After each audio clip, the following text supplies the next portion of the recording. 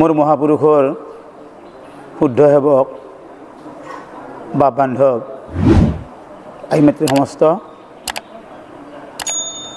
আপোনাৰ সমস্ত চৰণ সেৱা জনাইছোঁ।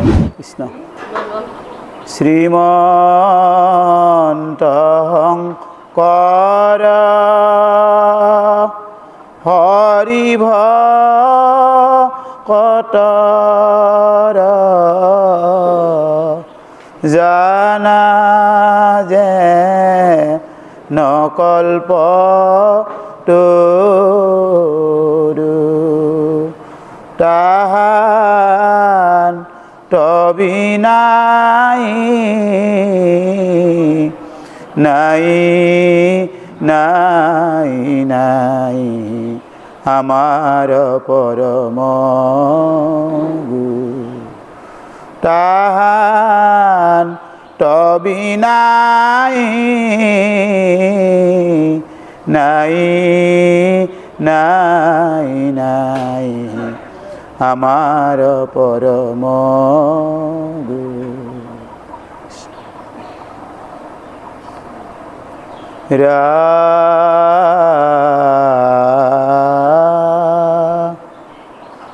মরা ব্রহ্ম সৃষ্টি বর্ণনা রাম মৈত্রেয় বদতি শুনি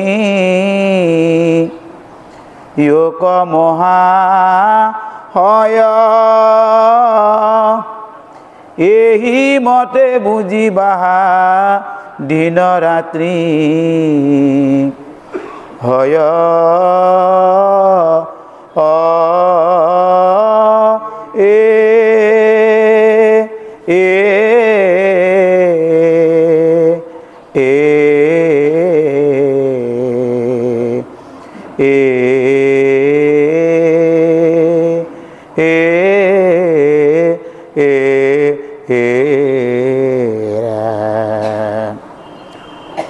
রাম আপনার থানে ব্রহ্মা হতে কবৎসর আজ্ঞা পালি থাকা প্রভু ঈশ্বর কৃষ্ণর যেতিক্ষণে গৈল প্রায় নিজ আয়ুজত কালে সংহৰিলে হেন দেখন্ত মনত এহি হব জানি জিত বুদ্ধিমন্ত নৰ বিৰকত হুয়া ভক্তি কৰক কৃষ্ণৰ আবে তিনি গোটা কল্প শুনা আতপৰ ব্ৰহ্মকল্প পদ্মকল্প বৰাহ কল্পৰ বেদময় ব্ৰহ্মা যিটো দিনা ভৈলা জাত তাৰ নাম ব্ৰহ্মকল্প কহিল তোমাত পূৰ্ব অৰ্ধ বয়স যিদিনা সাংগ ভৈলা তাক বুলি পদ্মকল্প হিত পুনৰুইলা জাত ঈশ্বৰৰ নাভি সৰোবৰ হন্তে অজন্মিলে কলোক পদ্ম প্ৰকাশক ৰন্তে এ এ এ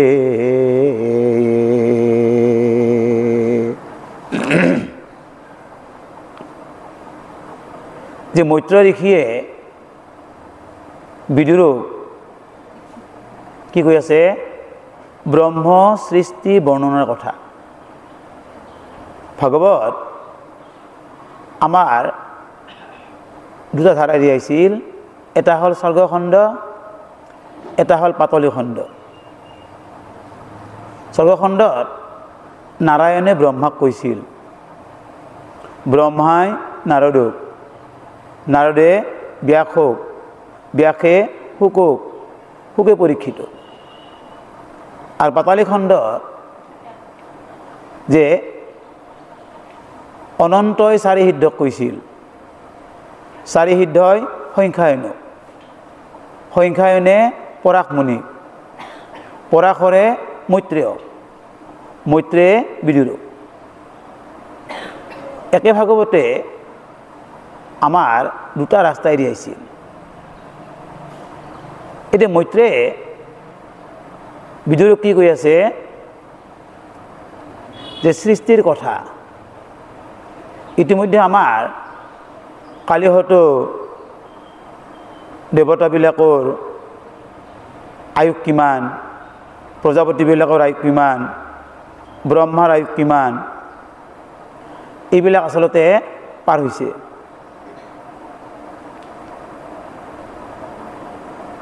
যে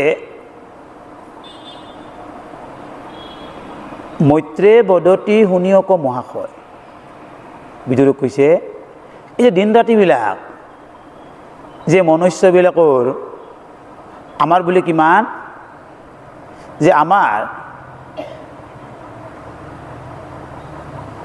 এক বছৰে প্ৰজাপতিবিলাকৰ কিমান বুলি কৈছে? এক মাহ। আমাৰ এক বছৰে দেৱতাবিলাকৰ বোলে একদিন এক ৰাতি। গতিকে এনেদৰে তাৰমানে আমাৰ আচলতে আয়ুসবিলাক কোৱা আছিল। আৰু ব্ৰহ্মাৰ আয়ুস কিমান? 100 বছৰ। কেনেকৈ 100 বছৰ? এই যে আচলতে এটা যুগ, 4টা যুগ, সত্য, ত্ৰেতা, দ্বাপৰ, কলি, এই 4টা যুগ আচলতে 12,000 বছৰ, 12,000 বছৰ দেৱতাৰ বছৰ। যে দেৱতাৰ বছৰেৰে 12,000 বছৰ, আমাৰ কিমান? 4 যুগ। আৰু ব্ৰহ্মাৰ বোলে কিমান হয়? একদিন এক ৰাতি।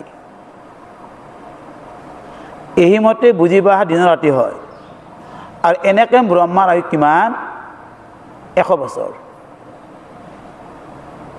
আজ্ঞা পালি থকা প্ৰভু ঈশ্বৰ কৃষ্ণৰ, আৰু কৃষ্ণৰ আজ্ঞাহে ব্ৰহ্মৰ নিজ শক্তি নাই, বিষ্ণুৰ নিজ শক্তি নাই, মহাদেৱৰ নিজ শক্তি নাই।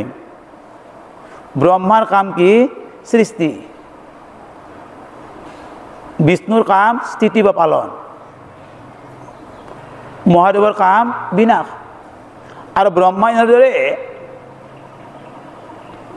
100 বছৰ প্ৰভুৰ আজ্ঞা পালি ব্ৰহ্মাই সৃষ্টি কাৰ্যটো কৰি থাকে। আৰু ব্ৰহ্মাৰ একদিন মৃত্যু আছে, যেতিক্ষণে গৈল প্ৰায় নিজ আয়ুজত। যেতিয়া ব্ৰহ্মাৰ আয়ুখিনি শেষ হ'ব, কাল মানে সময়, আৰু সময়ে ব্ৰহ্মাক কি কৰিব? সংহৰণ কৰিব। গতিকে সেইকাৰণে ইয়াতে বিদুৰক কৈছে মৈত্ৰেয়ে যে বিদুৰ, সেইকাৰণে যিবিলাক বুদ্ধিমন্ত মনুষ্য, এহি হ'ব জানি যিটো বুদ্ধিমন্ত নৰ, বিৰকত হোৱা ভক্তি কৰক কৃষ্ণৰ। আৰু সেইকাৰণে যিবিলাক বুদ্ধিমন্ত মনুষ্য, জ্ঞানী মনুষ্য, তেওঁলোকে অন্যবিলাক কথা চিন্তা নকৰে। আৰু সেইবিলাক আচলতে তেওঁলোকৰো অস্থায়ী। যিহেতু ব্ৰহ্মাৰে মৃত্যু আছে, বাকীবিলাকৰ মৃত্যু আছে। কাক ভক্তি কৰে? বিৰকত হোৱা ভক্তি কৰক কৃষ্ণৰ। আমাক সেইকাৰণে সদায় কাক ভক্তি কৰিব কৈছে? কৃষ্ণক। কিন্তু যিবিলাক আজিও যিবিলাক অজ্ঞানী লোকবিলাকে তেওঁলোকে যে ভাগৱত নুশুনা কাৰণে বা সাধুসংগত নাহাৰ কাৰণে তেওঁলোকে আজিও অন্য দেৱতাক পূজা কৰে বা সেৱা কৰে, আৰু তেওঁলোকে বুদ্ধিমন্ত নহয় বা জ্ঞানী নহয়। তেওঁলোকৰ দোষ নাই, সেইটো তেওঁলোকৰ পূৰ্ব জন্মৰ কৰ্মৰ বাসন অনুযায়ীছে তেওঁলোকে ঈশ্বৰ বিমুখ হ'ম বুলি। তেওঁলোকে সেইকাৰণে আমি সমালোচনা কৰি লাভ নাই, ঠাট্টা কৰি লাভ নাই বা হাঁহিও লাভ নাই। আৰু তেওঁলোকে সেনেকৈ নাইছে, যাই যিটো লৈ আহিছে ঈশ্বৰে যাক দেখাইছে সেইটো মতে পাব।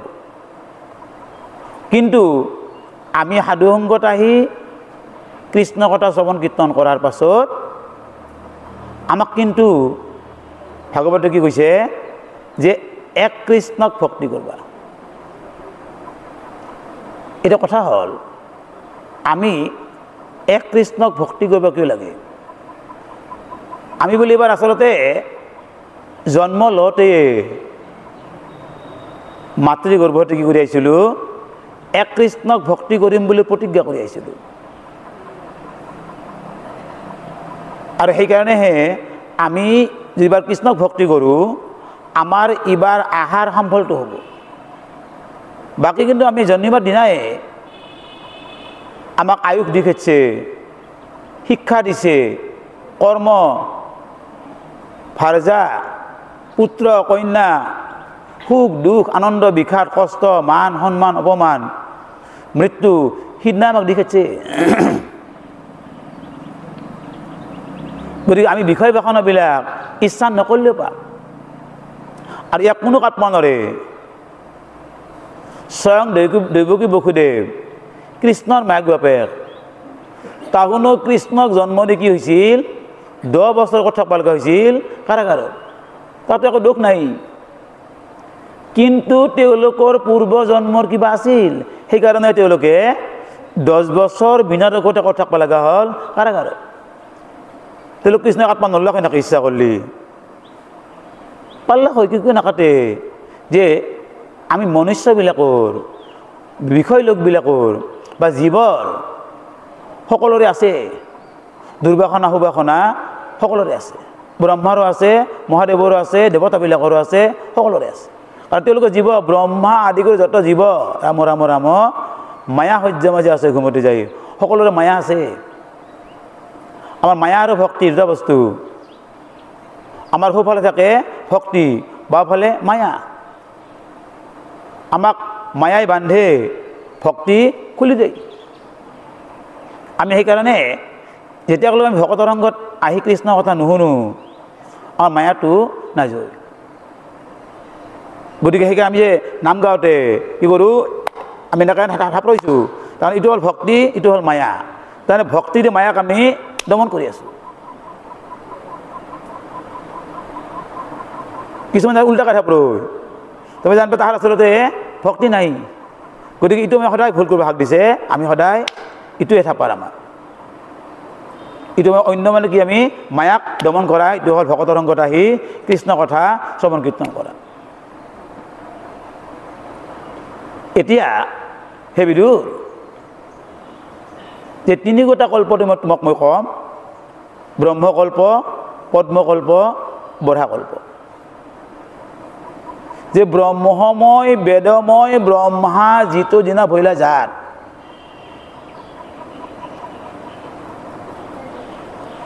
তাৰ নাম হ'ল ব্ৰহ্মকল্প। যে ব্ৰহ্মাই যে পদুম ফুলত বহি কি ভাবি আছিল, যে মই ক'ৰ পৰা আহিলোঁ, পূৰ্ব অৰ্ধ বয়স যিদিনা সাংগ ভৈলা তাক বুলি পদ্মকল্প সিটো মনো ৰৈলা। এনেকৈ ব্ৰহ্মাই যে পদুম ফুলত যেতিয়া বহি ভাবি আছে যে মই ক'ৰ পৰা আহিলোঁ, শেষত কি গম পালা যে ব্ৰহ্মাই এনেকৈ স্তুতি কৰোঁতে, চিন্তা কৰোঁতে কৰোঁতে কৰোঁতে কৰোঁতে কি হ'ল, ব্ৰহ্মাই এটা শব্দ শুনলা, তপ তপ। তেতিয়া ব্ৰহ্মাই যে 10,000 বছৰ তপস্যা কৰলাক, তেতিয়া গম পালা, কি গম পালা সেই ভগৱন্তক আগতে দেখা পালা আৰু তেওঁৰ যে পদুম ফুলটো ক'ৰ পৰা আহিছে ভগৱন্তৰ ঈশ্বৰৰ নাভি সৰোবৰ হন্তে জন্মিলোক লোক পদ্ম প্ৰকাশ কৰন্তে এতেকেহে তাক পদ্মকল্প বোলয় আৰু সেই পদ্ম হন্তে কাই জন্মিছিল ব্ৰহ্মাই পাছে অৰ্ধ বয়স যিদিন উপগত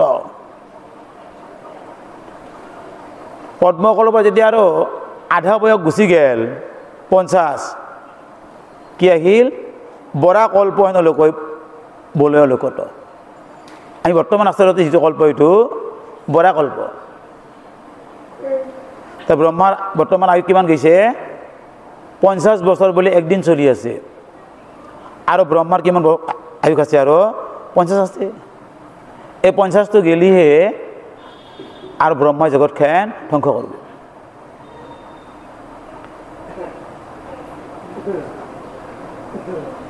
জাত আত পরম ঈশ্বর করিলা শুকর আকৃতি ধরি ভূমি উদ্ধারিলা আতে বরাহ কল্প নাম হেন খ্যাত পরম রহস্য কথা কহিল তোমাত কালগ্রাহে ব্রহ্মাদি করি লোক যত তাহার আয়ু লেখা কইল এই মত আবে কহ কাল ভয় অশূন্য জিত দেব ও রাম কৌটি কৌটি ব্রহ্মা যার পদে করে হেব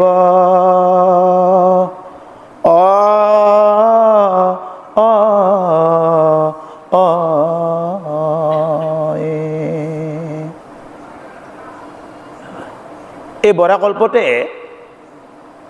ভগৱন্তই কি কৈছিল যেতিয়া ব্ৰহ্মাক কি দিব লগা হ'ল যে সৃষ্টি কাৰ্য কৰাৰ কাৰণে স্থান দিব লগা হ'ল কাৰণ তেতিয়া চব জলময় হৈ আছিল গতিকে এই চাৰিমুঠি জীৱ ব্ৰহ্মাই ক'ত থ'ব আৰু সেইকাৰণে যেতিয়া ব্ৰহ্মাৰ চিন্তা লাগিল যে মই এই যে মোক কৃষ্ণ পৰমেশ্বৰে ক'লা সৃষ্টি কৰাৰ কাৰণে এতিয়া মই চাৰিমুঠি জীৱটো ক'ত থ'ম আৰু ভগৱন্তই বোলে যে ব্ৰহ্মাৰ যিহেতু লগতে আছে আমাৰ লগতে আছে ভগৱন্তই এই ভগৱন্তক বিচাৰিবৰ কাৰণে বেলেগত যাব দৰকাৰ নাই তেওঁ আমাৰ লগতে আছে তেওঁ সাক্ষী আৰু সেইজন ভগৱন্তই ব্ৰহ্মাৰ নাকেদি কিবা এটা ওলাই যাব হেন পালা কি দেখা পালা অলপ আগতে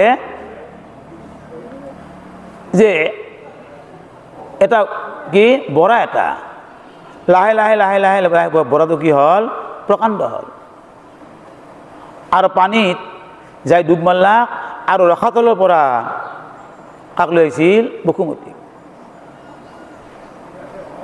এনেদৰে ব্ৰহ্মাক কি দিলা যে পৃথিৱীকে আনি ৰসাতলৰ পৰা দিছিল সৃষ্টি কৰাৰ কাৰণে সেই এইটো কল্প কি বুলি কয় বৰা কল্প যে বিদুৰ মই তোমাক যিটো আচলতে গোপন কথাটো পদ্মকল্প ব্ৰহ্মকল্প আৰু বৰা কল্পৰ কথাটো কোৱা হ'ল কিন্তু শুনা হে বিদুৰ কাল মানে সময় কাল গ্ৰাহ বুলি কৈছে যেনেকৈ গ্ৰাহে গিল্লি লাহে লাহে লাহে লাহে গিলি থাকে গোটেইখিনি খাই পেলাই ঠিক আমাকো যে ব্ৰহ্মাৰ পৰা যিমান জীৱ আছে আমাক কাল মানে সময় গিলি আছে আমাৰ আজি দিনটো গেল মানে কালি আছে না নাজানো গতিকে এনেকৈ যে কালগ্ৰাহে ব্ৰহ্মাদি কৰি লোকযত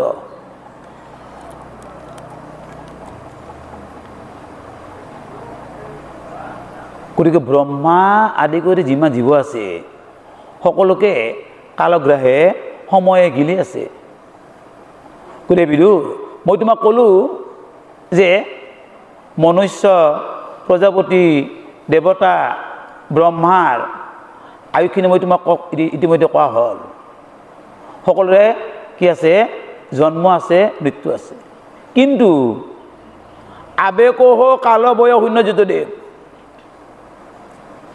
যাৰ কাল নাই, জন্ম নাই, মৃত্যু নাই, জৰা নাই, ভয় নাই, সেইজন ভগৱন্ত ঈশ্বৰৰ কথা মই ক'ম।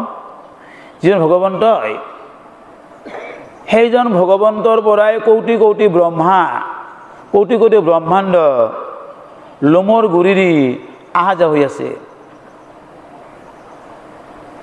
একদিন বোলে চতুৰ্ভুজী ব্ৰহ্মাই তেওঁ বৈকুণ্ঠক গৈছিল, যাই পাৰিষদে ক'লা কওকচোন মই ব্ৰহ্মা আহা বুলি।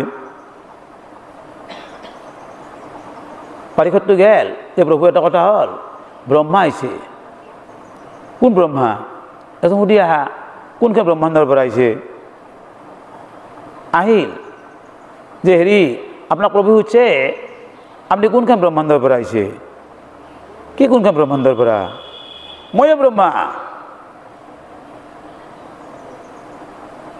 আৰু আহিল, আহি ক'লক যে প্ৰভু তেওঁতো গ'লে হেৰি কৰি গৈছে, তেওঁ বোলে তাৰ কোন ব্ৰহ্মা আছে? যা আহিবা দিয়া। যে ব্ৰহ্মাই আহি প্ৰভুৰ ওচৰ পালাক, আহি দেখে যে কোটি কোটি ব্ৰহ্মা প্ৰভুৰ ওচৰত, আৰু চবচে সৰু ব্ৰহ্মা, 4টা মাথা থকা ব্ৰহ্মা সিটোৱে আমাৰ এই ব্ৰহ্মাণ্ডখনত থকা। মই ভাবিছোঁ বাপৰে বাপ, তাৰমানে মই এটা নগণ্য ব্ৰহ্মাই। তাকে সেইকাৰণে কৈছে হে বিদুৰ, এনেহেন কোটি কোটি ব্ৰহ্মা ব্ৰহ্মাণ্ড তেওঁৰ লোমৰ গুৰিৰে অহা যোৱা হৈ আছে। অনন্ত শক্তি, যাৰ কাল মানে সময়ো তেওঁৰ আজ্ঞাত চলে।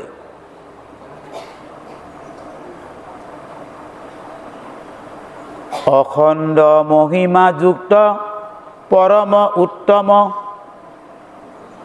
কৃপাময় ভূমা বিভু সত্য নিৰূপম,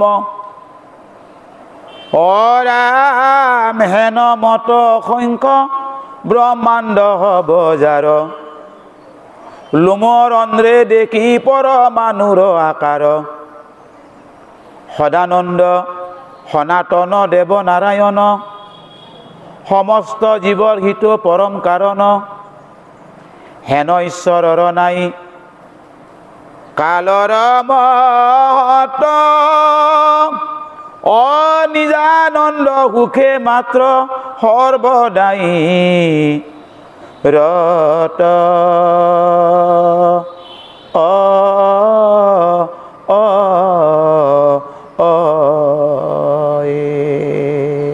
হে বিদুৰ, সেইজনে হ'ল অনন্ত, যাৰ অন্ত নাই, অনাদি, যাৰ আদি নাই, পৰিপূৰ্ণ পূৰ্ণ ব্ৰহ্ম মহাহৰি। যে হৰি হ'ল বিষ্ণু অংশ আৰু মহাহৰি হ'ল পূৰ্ণ ব্ৰহ্ম। সেইজন পূৰ্ণ ব্ৰহ্ম মহাহৰিৰ আজ্ঞাত কাল সময়বিলাক চলে। তেওঁ আমাক সময় দেখাচ্ছে, আমাক আহিবার দিনাই যাওয়ার টিকটটো দেখাচ্ছে, রিটার্ন টিকট আমাক দেখাচ্ছে, সেইমতে যাব লাগব। আমি কোনো বেছি দিন থাকব নৰে, কাৰণ তেওঁৰ আজ্ঞাতে আমি একে আহিছোঁ। গতিকে অখণ্ড মহিমা যুক্ত পৰম উত্তম, হেনয় অসংখ্য ব্ৰহ্মাণ্ড হ'ব যাৰ, লোমৰ অন্ধ্ৰে দেখি পৰমাণুৰ আকাৰ।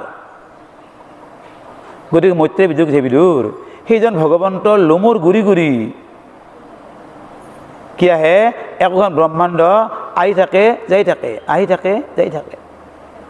বিলাক কাই জানে? হৰিভকতবিলাকে, ঈশ্বৰ ভক্তসকলে, যাই কৃষ্ণক ভক্তি কৰে, তেওঁলোকে জানে এই ৰহস্য কথাটো। একবাৰ নাৰদে আৰু কি হয়, সদায় বৈকুণ্ঠক যায়, 14খন ভুৱন অতিক্ৰম কৰি তেওঁ সদায় বৈকুণ্ঠক যায়। অতলত আছে 7খন, অতল, সুতল, বিতল, তলাতল, ৰসাতল, মহাতল, পাতাল, ভূলোক, ভৱলোক, স্বলোক, যে তপলোক, জনলোক, সত্যলোক, মহলোক, ব্ৰহ্মলোক। একদিন কি হ'ল, পাতালৰ পৰা আহি নাৰদে বোলে পৃথিৱীত ঘূৰি আছে, দেখা পালা ঠিক এনেহেন এটা অনুষ্ঠান ভাগৱত পাঠ হৈ আছে আৰু বহুত মানুহ শুনি আছে। নাৰদে ভাবলা প্ৰভুই কৈছিল যে নাৰদৰ বিষ্ণু আচন্ত কৰি বৈকুণ্ঠত নাথাকো ৰৈ যোগীৰ হে আৰু সমুদায় থাকো ভকতৰ কীৰ্তন চাই। ভগৱন্তী বুলি ইয়াতে থাকে, গতিকে ইয়াতে মই অলপমান সাক্ষাৎ দিব লাগিলা। নাৰদে যাই তেওঁলোকৰ ওচৰত গেল। যেতিয়া নাৰদ গেল সকলোৱে আছে বাপৰে দেৱৰ খাইছে, বহক বহক বহক বহক। আসন দিলাক নাৰদক বহাৰ কাৰণে। নাৰদে বহিল। অনুষ্ঠান চলি আছে ভাগৱতৰ, নাৰদে বহি আছে। সেই অনুষ্ঠানটো শেষ হ'ল, চববিলাক ঘৰা কৰি গুচি গেল। নাৰদ থাকিল আৰু ভকতজন থাকিল। ভকতজনে সুধিলাক যে বাপ যে হৈছে দেৱৰ্ষিক যে আপুনি ক'ত যাব আহিছে? বোলো মইতো বৈকুণ্ঠকে যাওঁ সদায়, মই তোমাৰ অনুষ্ঠানটো দেখা পাই ইয়াত অলপ মই মানে জিৰলোঁ, বৰ ভাল লাগিল অনুষ্ঠানটো চাই। হয় নেকি বাপ? এটা কাম কৰিবচোন, আপুনি যদি বৈকুণ্ঠক যাবই সুধবচোন যে মই আৰু কিমান বছৰ বাচি থাকিম? নাৰদে ক'লা ঠিক আছে বাপ, যিহেতু বহুত টকা যামেই মই, সুধব পৰা যাব। এইবুলি নাৰদে সেই ভকতৰ ওচৰৰ পৰা অলপ গুচি গেল। যাতে কি দেখা পালা এটা মুচিটো জটা চেলাই কৰি আছে। কিন্তু মুচিটো ইমান আচলতে হৰিভক্ত, সি প্ৰত্যেকটো কামতে ৰাম কৃষ্ণ ৰাম কৃষ্ণ ৰাম কৃষ্ণ ৰাম কৃষ্ণ কৈ থাকে। নাৰদে ভাবলা কিন্তু মোৰ নিচিনাই, মইতো নাৰায়ণ নাম লৈ থাকোঁ, এইটো খালি মানে কামৰ মাজতে ৰাম কৃষ্ণ বুলি আছে, এইটো পৰম ভক্ত, ইয়াক দেখা দিব লাগিল। নাৰদ যাই ওলাক মুচিৰ ওচৰত। মুচিৰ ওচৰত বাপৰে বাপ, মোৰ ওচৰত দেৱৰ্ষি নাৰদ আহিল। কি কৰে নাৰদ? আহক আহক দেৱৰ্ষি আহক আহক আহক। বহিবা ক'ত দেই, একোটা হেৰি নাই, বহিবা দিয়া কোনো মানে হেৰিও নাই, চামৰা এখনকে বাঢ়ি দিলা যে দেৱৰ্ষি ইয়াতে বহক। আৰু হ'ব কথা নাই। দেৱৰ্ষি বহিল।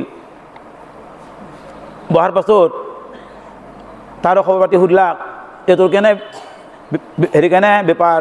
বোলে চলি আছোঁ কিবা কৰি আৰু কৃষ্ণৰ কৃপাত। আপুনি ক'ত যাব আহিল? সি সুধিলাক আৰু মুচিয়ে সুধিলাক নাৰদক, বোলে মইতো বৈকুণ্ঠক যাম, প্ৰভুত থাকে, মই সদায় যাওঁ, সদায় আহোঁ, সদায় যাওঁ। হয় নেকি? এটা কাম কৰিবচোন তেনেহ'লে, আপুনি প্ৰভুত থাকে যদি যায়, এই মোৰো সুধিবচোন, মই আৰু কিমান বছৰ বাচি থাকিম, কেতিয়া মুক্তি পাম?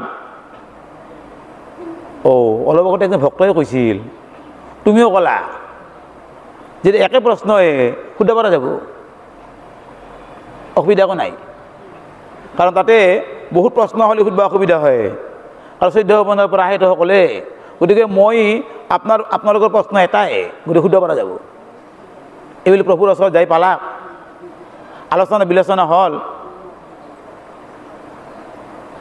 কিন্তু বৈকুণ্ঠক যোৱাৰ লগে লগে এই বাহিৰৰ কথাবিলাক পাহৰি গৈছে। আৰু এই যে মুচি কিবা সুধিব কৈছিল, ভকতে কিবা সুধিব কৈছিল, ভাৱনা এইবিলাক আৰু প্ৰভুৰ লগত যে আনন্দত আছে, ঈশ্বৰৰ কথা আলোচনা কৰি আছে, তেতিয়া কৃষ্ণৰে জানছে যে মোকতো নাৰদে প্ৰশ্ন সুধিব আহিছিল এটা, কিন্তু মোক দেখা পাই চব পাহৰি গৈছে। প্ৰভু নিজে সুধিলা যে দেৱৰ্ষি তোমাৰ কিবা আৰু সুধিব লগা আছে নেকি? সুধাটো চব হ'লে প্ৰভু, আজিৰ কাৰণে মই যিখিনি সুধিব লগা কথাবিলাক আপুনিতো মোক চব ক'লাকে, আৰু সুধিব লগা নাই। আৰু মই ভালকৈ চিন্তা কৰি চাবা, তুমি কিবা তোমাৰ আৰু ৰৈ যাব পাৰে। প্ৰভু আছে আছে আছে আছে। কি আছে?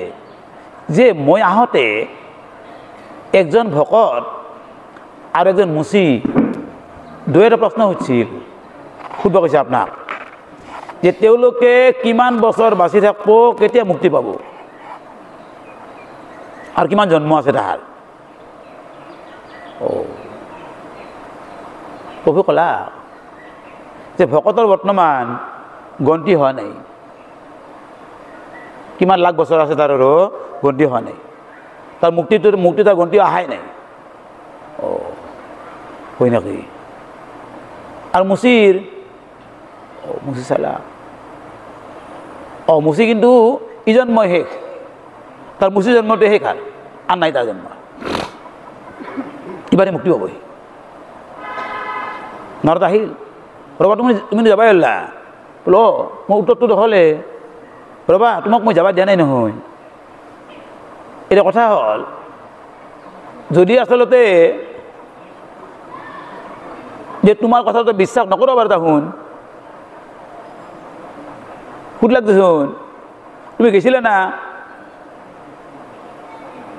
ক'ব বোলে তুমি কৈছাই মই গৈছোঁ তোমাক যদি সুধে আচ্ছা কোৱাচোন আচ্ছা প্ৰভুই আপুনি যাওঁতে কি কৰি আছিল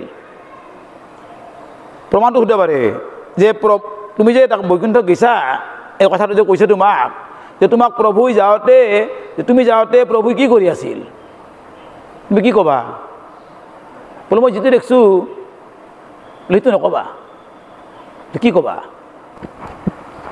যে ক'বা যে মই যাওঁতে প্ৰভুই প্ৰকাণ্ড হাতী এটাক বেজিৰ ফুটাই সুমাই দি আছে উলিয়াই দি আছে সুমাই দি আছে উলিয়াই দি আছে হাৰে প্ৰভুটো মিছা কথা ক'লাক এইটো প্ৰভুটো কৰা নাই এইটো কিন্তু প্ৰভুটো ক'বা কৈছে মোক আৰু প্ৰভুই ক'ব ক'লেতো ক'বাই লাগব তেওঁতো এনেই নকয় নিশ্চয় কিবা কথা আছে পাছত হ'লেও সুধিম নাৰদ গুচি আহিল আৰু তোমাক কিন্তু তুমি কথাখিনি কওঁতে তোমাক বয়াকৈ ক'বও পাৰে তুমি কিন্তু একো ৰাক্ষস একো নকৰবা তুমি খালি কথাখিনি ক'বা কৈ গুচি আহিবা আহিল আহি পৃথিৱী পালাক ভূলোক পালাক প্ৰথমতে লাগ পালাক পণ্ডিতটোক পণ্ডিতে সুধিলাক দেৱৰ্ষি গৈছিল বোলে গৈছিলোঁ মাত্ৰ আহিলোঁহে হয় নেকি কি ক'লাক প্ৰভু মোৰ কথা আপোনাৰ বোলে গন্তিয়ে হোৱা নাই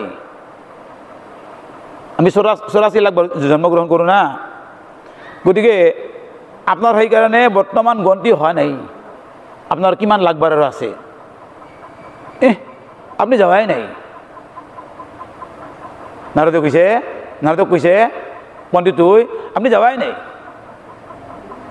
নহয় গৈছোঁহে এই মাত্ৰ আহিলোঁ ভকতৰ মতে এনেহেন মই ইমান ভাগৱত পঢ়ি আছোঁ মোৰে গন্তি হোৱা নাই না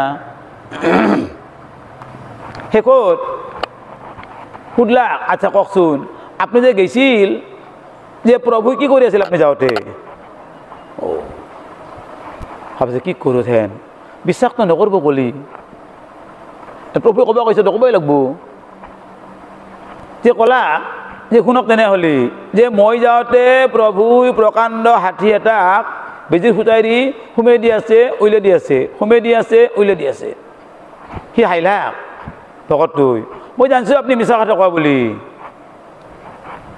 দেৱৰ্ষি হৈ ইমান মিছা কথা ক'ব আহে ক'ব হাতী বেজিৰ ফুটাই দি সোমাব পাৰে আপুনি জানে বুলি মই জানিছিলোঁ নাৰদে ভাবিছে কথাটো ময়ো জানো এইটো কথাটো যে আচলতে বিশ্বাস নকৰিব নাৰদে কৈ গুচি গ'ল আৰু মুচিক লাগ পালা মুচি সুধলাক যে দেৱৰ্ষি গৈছিল বোলে গৈছিলোঁ আহিলোঁ কি ক'লাক তোমাৰ বোলে ইজন্মতে মুক্তি আছে আৰু তোমাৰ জন্ম নাই আৰু সঁচাই নহওক আপুনি গৈছিল নহওক লগিছোঁ আচ্ছা আপুনি যে গৈছে মোৰ প্ৰমাণটো দিয়কচোন আচ্ছা প্ৰভুই সেই সময়ত কি কৰি আছিল এই কথাটো ক'লা যে প্ৰভুই প্ৰকাণ্ড হাতী এটাক যে বেজিৰ ফুটাই দি সুমাই দি আছে উলিয়াই দি আছে সুমাই দি আছে উলিয়াই দি আছে সি ভাবিল হয়তো তেওঁ যদি লোমৰ গুৰিৰি যদি ব্ৰহ্মাণ্ড ওলাব পাৰে নাভিৰি যদি পদুম ফুল ওলাব পাৰে ব্ৰহ্মাই সৃষ্টি হ'ব পাৰে আৰু হাতী এটা সোমাব নোৱাৰা কি কথা আছে তেওঁ হাতী এটা বেজিৰ ফুটাই দি সোমাব নোৱাৰাৰ কোনো কথাই নাই এইটো বিশ্বাস গতিকে আমিও বিশ্বাস কৰিলে নাম ললিহে মুক্তি পাম এনে ভাগৱত পঢ়ি থাকিলেও মই কথা ভাগৱত পঢ়ি আছোঁ মই মুক্তি পাম বুলি আভাস দিছে যদি বিশ্বাস তোমাৰ আহিব লাগিব বিশ্বাসে মিলয় হৰি গতিকে এই মুচিৰ বিশ্বাস আছিল আৰু সেইকাৰণে নাৰদে কওঁতেও হয়তো প্ৰভুই কি কৰিব নোৱাৰে। গতিকে আচলতে এই বিশ্বাসটো মিলোৱাৰ কাৰণে নাৰদৰ দ্বাৰাই সেই কথাখিনি আমাৰ মাজত হৈ গ'ল যে আমি আচলতে ভগৱন্তক ভক্তি কৰোঁতে বিশ্বাসটো লাগিব। বিশ্বাস কি? সুদৃঢ় বিশ্বাস। কাৰণ যিহেতু আমাক ভাগৱতে কৈছে আমি আহোঁতে চব লৈ আহিছোঁ, সুখ দুখ আনন্দ বিষাদ কষ্ট আয়ুস ভাৰ্যা পুত্ৰৰ লৈ আহিছোঁ সমস্ত, এক কোনো কাটব নোৱাৰে বাঢ়াব নোৱাৰে। কিন্তু আমি একমাত্ৰ আহিছোঁ এইবাৰ ঈশ্বৰ ভক্তি কৰিম বুলি। তাকে সেইকাৰণে কৈছে যে হে বিদুৰ, যে সেইজন ভগৱন্ত ঈশ্বৰ, হেন ঈশ্বৰৰ নাই কালৰ মহত্ব, আৰু সেইজন ভগৱন্ত কোনোৱে সময় গণব নোৱাৰে। কিন্তু সিটো শতেক বৎসৰ বিধাতাৰ প্ৰভুৰ নিমেষেন কৰি উপচাৰ, আয়ুস গণিবে পুনু কেহ নাপাৰয়, জাত পৰম ব্ৰহ্ম কৃষ্ণ অনন্ত অব্যয়, কালৰূপী ঈশ্বৰৰ কহিল মহত্ব, শুনাবে ব্ৰহ্মা সৃজিল অন্ত যত যত। হে বিদুৰ, এই যে ব্ৰহ্মাৰ 100 বছৰ, আমাৰ যিটো আচলতে এই 12,000 যুগ, আমাৰ যিটো আচলতে এই 4 যুগত 12,000 দিব্য বছৰ, দেৱতাৰ বছৰ, ব্ৰহ্মাৰ একদিন এক ৰাতি, আৰু এই ব্ৰহ্মাৰ গোটেই বোলে 100 বছৰ প্ৰভুৰ কিমান? প্ৰভুৰ নিমেষ। আমাৰ যে মাজে মাজে চকুত নিমিষ আহে, এই এক নিমিষৰ কাৰণেহে সৃষ্টি হৈছে চব, আৰু কৃষ্ণই নিমিষটো কৰাৰ লগে লগে চব শেষ হৈ যাব। সেইকাৰণে হে বিদুৰ, সেইজন প্ৰভু ঈশ্বৰ কৃষ্ণৰ আয়ুস গণবা কায় নৰে, আয়ুস গণিবে পুনু কেহ নাপাৰয়, কাৰণ তেওঁ হ'ল পৰম ব্ৰহ্ম, তেওঁ পৰম ঈশ্বৰ কৃষ্ণ অনন্ত অচ্যুত অব্যয় অক্ষয়। সেইজন হ'ল কালৰূপী ঈশ্বৰ। গতিকে তেওঁৰ কোনোৱে আচলতে আয়ুস গণব নোৱাৰে। এতিয়া হে বিদুৰ, এতিয়া মই তোমাক কওঁ শুনা, শুনা আবে ব্ৰহ্মা সৃজিল অন্ত যত যত, যে ব্ৰহ্মাই প্ৰথমতে কি সৃষ্টি কৰলা?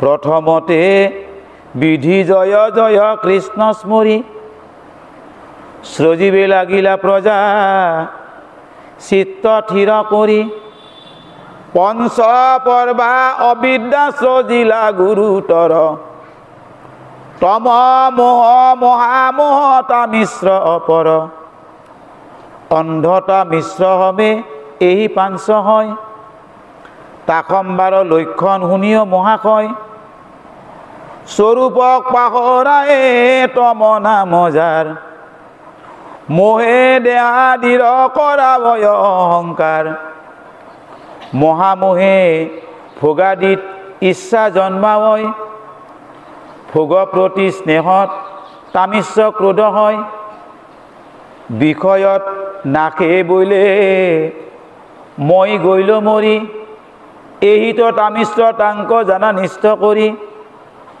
পঞ্চ পৰ্বা অবিদ্যাক অপ্ৰথমে সৃজিলা, অপাপ সৃষ্টি দেখি মনে ভাল নামা নীলা,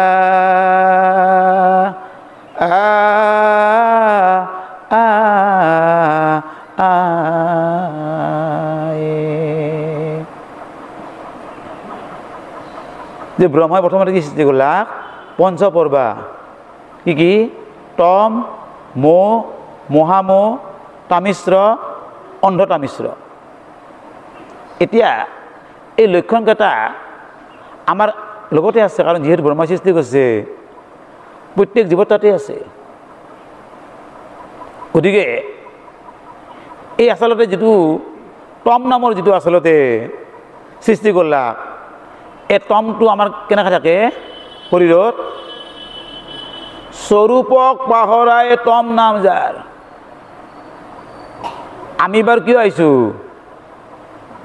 এই স্বৰূপটো সদায় পাহৰি থাকোঁ।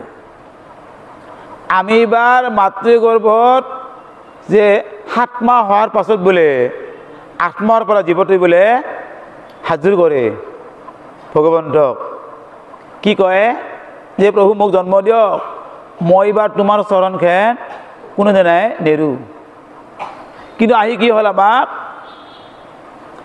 জন্মাৰ লগে লগে এই তম নামৰ কি হ'ল পঞ্চপৰ্বতে আহি ধৰলাক না, ধৰলে কি হ'ল আমাৰ সি পাহৰি গেলো। স্বৰূপক পাহৰাই তম নাম যাৰ, মই এইবাৰ কিয় আহিছিলোঁ সেইটো পাহৰি গেলো। গতিকে আমিও যদি যা ঈশ্বৰক পাহৰি আছোঁ, গুৰু সেৱা পাহৰি আছোঁ, নাম লোৱা পাহৰি আছোঁ, জানবা আমাক তমে আকৰ্ষণ কৰি আছে। আৰু মহটো কি আমাক কৰে, যেতিয়া মহটো বেছি থাকে যে অহংকাৰ, দেহাক লৈ অহংকাৰ, মই খুৱাইছোঁ, মই দিছোঁ, মই আনছোঁ, মোৰ, এইটো যাৰ বেছিকৈ আছে জানবা তাক সেই মহে চুই আছে।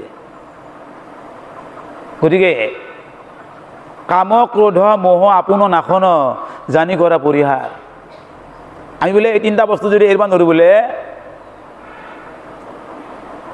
আমি আচলতে কি হ'ব লাগিব আৰু আহিব লাগিব।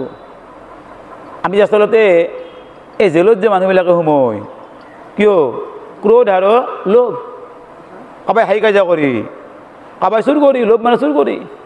যদি এই লোভ আৰু ক্ৰোধটো নহ'লাক হয়, জেলখানা বন্ধ হৈ গেলাক হয়, পুলিচ থানা বন্ধ হৈ গেলাক হয়। আৰু আমি আকৌ সংসাৰ কাৰ বাৰে বাৰে কৈ আছোঁ আমাৰো এই মোহ,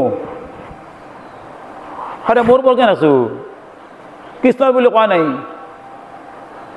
উঠাৰ পৰা বিছনাক যাওঁ খালি মোৰ মোৰ মোৰ, মই দিছোঁ, মই আনিছোঁ, মই খুৱাইছোঁ, কোনোদিনা মুখত আমাৰ কি নাহে, কৃষ্ণ নাহে।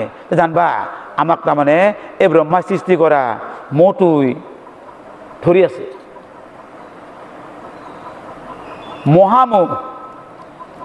মহামহটো কি কৰে আমাক সদায় খালি ভোগৰ ইচ্ছা, ধন লাগে, জন লাগে, পুত্ৰ লাগে, গাড়ী লাগে, মাটি বাৰী লাগে, লাগাত কৰি বেছিকৈ লাগে, যিমান হ'লে লাগে লাগে লাগে লাগে যাৰ আছে তাকে ব্ৰহ্মাই সৃষ্টি কৰা মহামহে তাক আগুৰি আছে। সেইকাৰণে সি ঈশ্বৰ মোহ হ'ব পৰাই নাই। আৰু যেতিয়া আমি সেই বস্তুটো নাপাওঁ কিবা কাৰণত, বেলেগে পালাক মই নাপালোঁ, যেতিয়া ভোগৰ প্ৰতি স্নেহটো বেছি হয়, নাপালে কি হয় তামিশ্ৰ ক্ৰোধ, মাৰামাৰি হৈ যায়। গতিকে মাৰামাৰি হ'লে কি হ'ল, যাব লাগিল জেলত যাব লাগিল। শেষত কি হয়, বিষয়ত নাখে বোলে মই গৈলো মৰি। যেতিয়া বিষয় বাসনাবিলাক আমাৰ কি হয় নাশ হয়, হৈ যায়, কি হয় হও কেনেকৈ চলিমে, খেতিকে নহ'ল কি খামে, বেপাৰৰ লোকচান হ'ল কি কৰিমে। এইটো হ'ল কি অন্ধ তামিশ্ৰ। এই হিত তামিশ্ৰ অন্ধতা নিষ্ট কৰি হালে মোক ভগৱানে জন্মৰ দিনা দি খেছে চব, কোনখান খেতি হ'ব, কোনখান খেতি নহয়, কোনখান বেপাৰত লোকচান হ'ব, লাভ হ'ব, চব দি খেছে। কিন্তু যদি আমি আচলতে তাক লৈ যদি চিন্তা কৰি মৰলোঁ, সেইটো কি বুলি কৈছে যে অন্ধ তামিশ্ৰ। কিন্তু ব্ৰহ্মাই সৃষ্টি কৰি কি গম পালা, এইকেইটা ভাল বস্তু মই সৃষ্টি নকৰলোঁ, কাৰণ এইকেইটাই জীৱক কি দিব, দুখ দিব। পাপ সৃষ্টি দেখি মনে ভাল নামানিলা, পাছে ঈশ্বৰত ধ্যান শুদ্ধ কৰি মন, সেহি দ্ৰব্য মানে সজিল অন্ত 4জন, সনক, সনন্দ আৰু সনত কুমাৰ, সনাতন নামে 4 মহিমা পাৰ, পৰম সুন্দৰ দেহা অধিক জলয়, মধ্যাহ্ন কালৰ যেন আদিত্যৰ নয়, ভৈলা হবে নৈষ্টিক ব্ৰহ্মত মাত্ৰ মন, তাখম বাক দেখি ব্ৰহ্মা বুলিলা বচন, শুনিয়ক পুত্ৰ হব মোহৰ উত্তৰ এই স্থানে তোৰা হবে প্ৰজা সৃষ্টি কৰ। এই শুনি একজনে অনকৰিলা ইচ্ছা অজাত তাৰা সকলে সমস্ত দেখে মিছা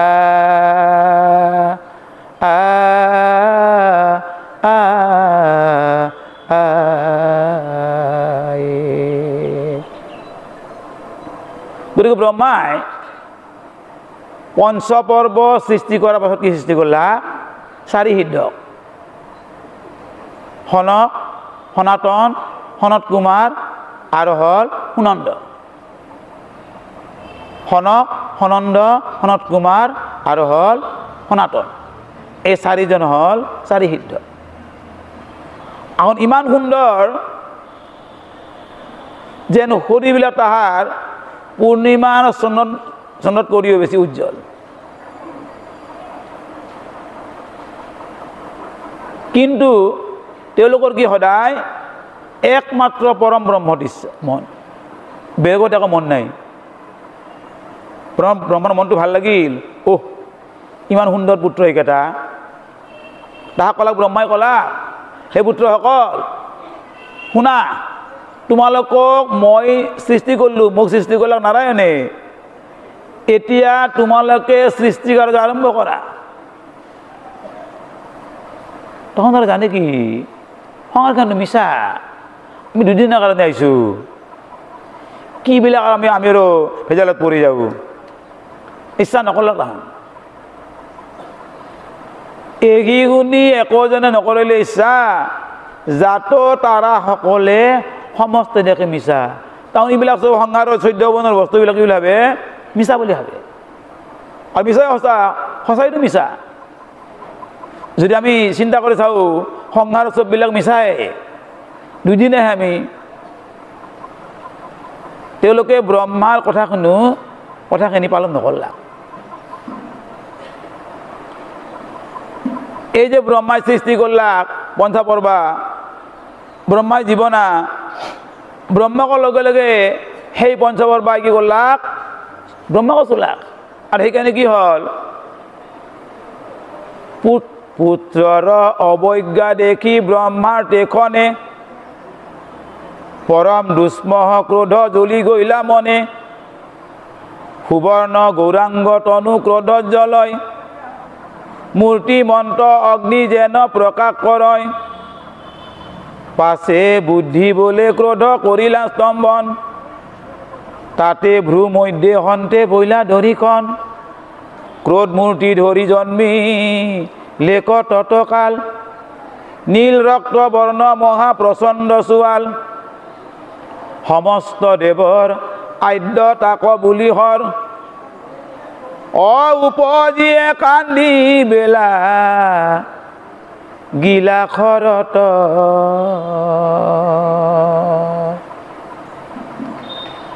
চা, ব্ৰহ্মাই গম নাপলাক আচলতে এই যে তামিশ্ৰটো বা মহামহটোই কি হল যে ব্ৰহ্মাৰ ক্ৰোধ উঠি গেল। তোৰ মোৰ চলি হৈ মোৰ বাক্য নুশুনা। এইটো হ'ল কি যে স্নেহৰ তামিশ্ৰ ক্ৰোধ, ভোগৰ প্ৰতি স্নেহ। মই কৈছিলোঁ তো হাক তুই এইখিনি কৰ, তোৰ কথা নুশুনলি, গতিকে খং উঠি গেল। ব্ৰহ্মাই সৃষ্টি কৰা সেই পঞ্চপৰ্বাই ব্ৰহ্মাকে চুলাক। আৰু ব্ৰহ্মাই খঙতে কি হ'ল? খং উঠি যোৱাৰ লগে লগে কি আহি গেল? কিন্তু ব্ৰহ্মাই যে সৃষ্টি কাৰ্য কৰি আছিল ভাবাই নাই। আমি যে আচলতে মুখৰ বাক্য, ব্ৰহ্ম বাক্য, আমি যে এটা যদি বয়া কথা ক'লোঁ মুখেৰি, ওচৰৰ মানে শুনলাক, সি যে দুখ পালাক, সেই দুখটো মোৰ তাতে লাগি গেল। বঢ়া বঢ়া কথা কওঁতে আমি মানুহক বয়াকে কলিয়ে লাগিল ভেজাল। মোক কাবাই কওক, কিন্তু মই ক'ব নোৱাৰোঁ, কাৰণ কলি মোৰ তাত লাগব আৰু এইবাৰ। ঠিক ব্ৰহ্মায়ো লাগি গেল ভেজাল। ব্ৰহ্মাই প্ৰথম জীৱ ঈশ্বৰ, কিন্তু ব্ৰহ্মাতো ভেজালটো লাগি গেল। গতিকে ক্ৰোধটো এনে বেয়া বস্তু, ক্ৰোধ কৰলেই আমাৰ লাগিল ভেজাল। গতিকে আমি গুৰুজন বাৰে বাৰে কৈছে নামঘোষাত যে কাম ক্ৰোধ ল'ব আপোনাৰ নাখন জানি কৰা পৰিহাৰ। আমি তিনিটা বস্তু যিমান পাৰোঁ মানে আমাক এইবাৰ কৈছে। ঘৰৰ ল'ৰা ছোৱালীক ক্ৰোধ কৰিব ভাগ দিছে, কাকো ক্ৰোধ কৰিব ভাগ দিছে। ব্ৰহ্মাই নিজৰ পুতেককেইটা ক্ৰোধ কৰিলে, আচলতে সঁচা কৰি ব্ৰহ্মাই ক্ৰোধ কৰিব লগা হে নাই, কাৰণ কিয় তোক মই সৃষ্টি কৰিব তুমি কিয় নকৰা, কিন্তু সেইটো ব্ৰহ্মাৰ শক্তি নহয়। ব্ৰহ্মাই জানাই নাই যে মোক যে সৃষ্টি কৰিছে নাৰায়ণে, সব সৃষ্টিবিলাক নাৰায়ণৰ ইচ্ছাতে হ'ব। কাই সৃষ্টি কৰিব, কাই পালন কৰিব, কাই সংহৰণ কৰিব, আছে চব সেইবিলাক অংক। গতিকে ব্ৰহ্মাৰ কি উঠি গেল যে চাৰি হৃদয় অবৈজ্ঞ কৰা দেখি ব্ৰহ্মাৰ কি আহি গেল পৰম দুষ্পহ ক্ৰোধ জ্বলি গইলা মনে। যে ব্ৰহ্মা সৰুটো কেনেকুৱা সুবৰ্ণ গৌৰাংগ সোণবৰণীয়া, কিন্তু ক্ৰোধত কি হ'ল যেনেকৈ সোণা গৰম হলি ৰাঙা হৈ যায়, আৰু ব্ৰহ্মাৰ শৰীৰটো কি হৈ গেল জ্বলন্ত নিচিনা হৈ গেল, মূৰ্তিমন্ত অগ্নিৰ নিচিনা হৈ গেল। কিন্তু ব্ৰহ্মাৰ যেহেতু জ্ঞান আছিল, জ্ঞানেৰে কি কৰলাক ক্ৰোধটো স্তম্ভন করলাক। আমি সাধুঙ্গ কাইলি কি হয় কেতিয়াবা যদি কিবা খং উঠে, ভাগৱতে কৈছিলে এই খংটো কৰিব নোৱাৰা, খং কৰিলে আৰু হেৰি হ'ব, লগে লগে কি হয় যে নহয় দে ভাই মোৰে ভুল হৈছিলে, মোক আপুনি ক্ষমা কৰক, লগে লগে মানে সেই বস্তু আহি যাব। কিন্তু নাহিলে কিন্তু মই মাত্ৰ হ'বতে থাকব।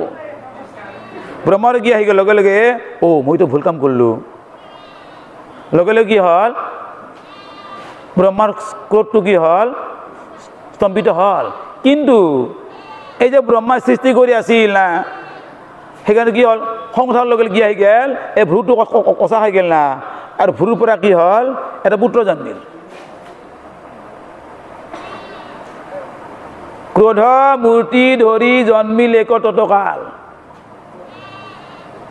যে ক্ৰোধৰ মূৰ্তিত এটা পুত্ৰ হ'ল নীল ৰত্নবৰ্ণ প্ৰচণ্ড চোৱাল। কাইটো হ'ল সমস্ত দেৱৰ আদ্য যাক বুলি হৰ, যে সেই মহাদেৱৰ সৃষ্টি হ'ল। উপজিয়ে কান্দিবে লাগিলে শৰতৰ, সি জন্মিয়ে কান্দবা ধৰলা। ব্ৰহ্মাৰ ভ্ৰুৰ পৰা যে মহাদেৱৰ সৃষ্টি হৈয়ে কান্দবা ধৰলা।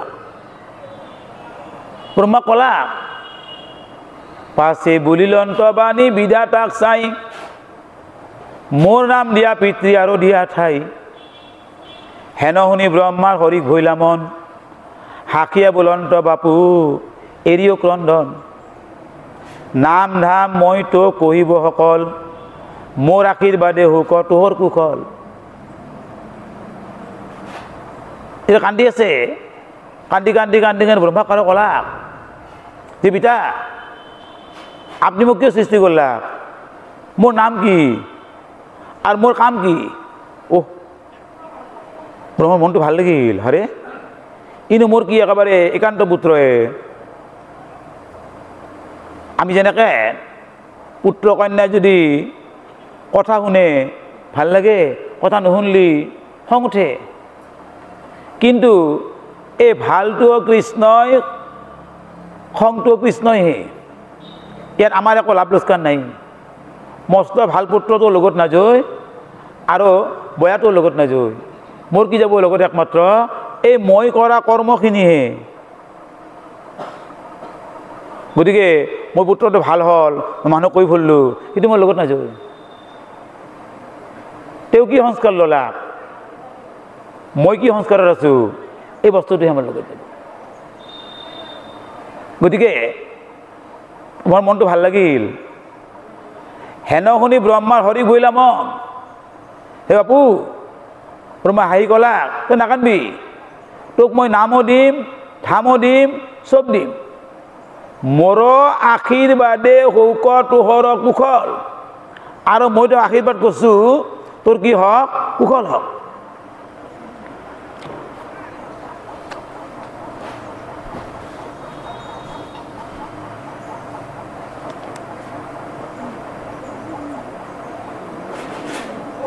আবে তজু নাম থৌ শুনা মহাশয়, যিহেতু কান্দিলা তুমি বালকৰ নয়।